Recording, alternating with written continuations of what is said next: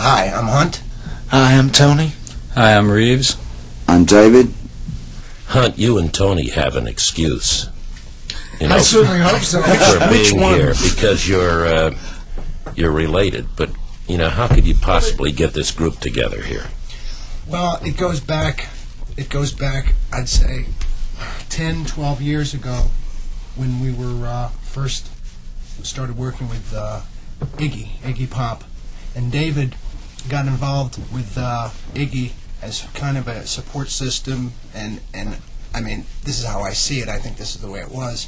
And but I disagree with you. He was Jimmy's friend. He was Jimmy's friend, and then he decided to get involved in a project he wanted to do with Jimmy. And excuse me, is your name Hunt? Oh, I'm sorry. Okay. I sounded so much like you. I thought I just. Well, who would know, right? So we worked with David years ago and Iggy, and we talked about possibly doing something else, you know. And it's finally come to, I don't know, better late than never, right? Yeah, it kind of some kind of fruition. And we've been talking about a similar kind of music that we heard that we wanted to play. And a couple of years ago, when I first met Reeves, we also had similar needs in what wasn't being supplied for us in music. It just kind of evolved like that we all realised we wanted to play the same kind of music. We did the ICA show in London, which was a benefit. That's right. Which was where David and I first worked together, which was last spring, and that was the first time the sound, I think, kind of happened. Yeah. When what was missing was Hunt and Tony, because we did it all You with betcha.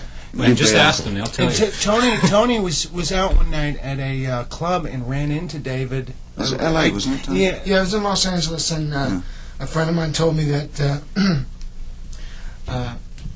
David was going to be down at this club because it was the end of the Glass Spider tour. I guess it was a rap party or something. And I don't really party too much, so I thought, I'm not going to go there. I'd gone out to see David at the S Festival. It was the last time I'd seen him in California.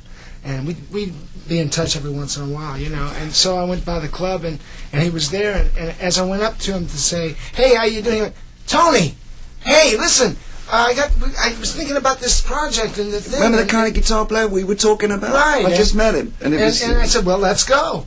So we all got together, you know, again. And we went back to the hotel, and we were talking about, well, should we call the drummer? And so we were laughing, and we called the drummer.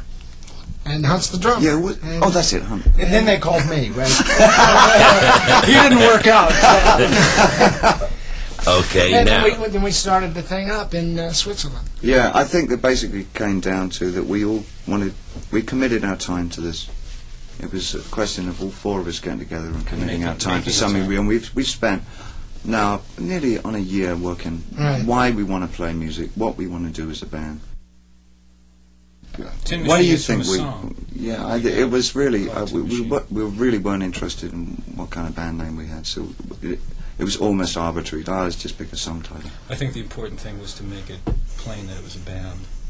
And not the difference being that David doing other tours, people working for you, where we're working together against me. That also. But we're working together. Well, let's see. I don't know who to ask, but there's influences obviously in all of you.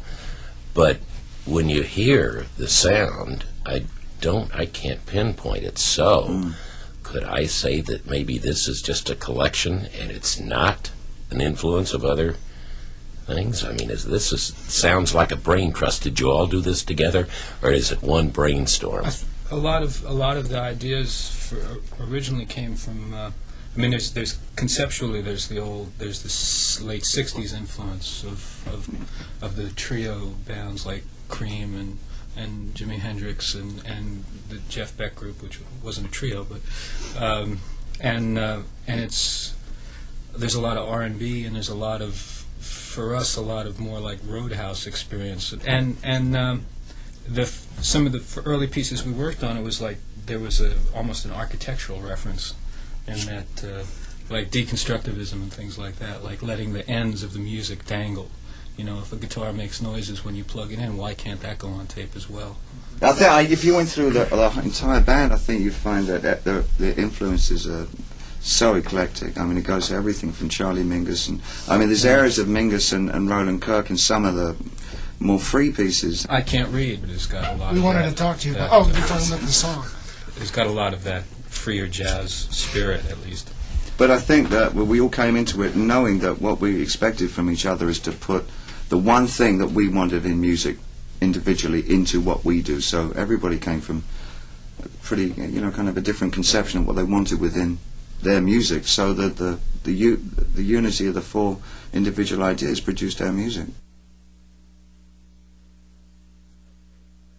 A great question is, someone, you were mentioning architecture. Okay, let's get the stage now and put the stage together for this sound, which is really incredibly good. And how are you going to do this? Are you going to do this live, I hope?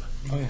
Well, basically what you heard is live, with maybe one overdub. I Can't Read is completely live. Yeah, I mean, in these days, you're talking with 40 tracks and overdubbing and processing till everything is processed out. You know what I mean? Opposed to the big band days or the 50s where a band would go in, they'd get one mic set up,